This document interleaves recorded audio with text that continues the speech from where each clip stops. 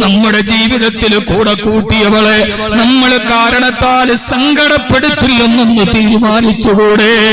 അവളുടെ വാപ്പാടെ വിറയ്ക്കുന്ന കരങ്ങളിൽ ചേർത്ത് പിടിച്ചിട്ട്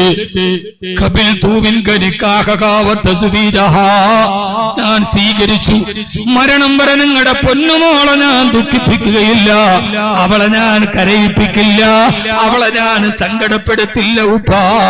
നിങ്ങൾ കൈവെള്ളയിൽ കൈവല്യം പോലെ കാത്തു സൂക്ഷിച്ച കൺമണിയെ വൈകുന്നേരം കാത്തു നിന്നുപ്പാന്ന മിഠായി പതിക്കോടി വന്ന പൊന്നുമോളെ ആങ്ങളയുടെ പെങ്ങളെ ഞാൻ സങ്കടപ്പെടുത്തില്ലെന്ന് പറഞ്ഞ് അവളുടെ വാപ്പയുടെ കയ്യിൽ പിടിച്ചിട്ട് നമ്മൾ അല്ലാഹുവിനെ സാക്ഷി നിർത്തി ഉറപ്പ് നൽകിയതല്ലേ?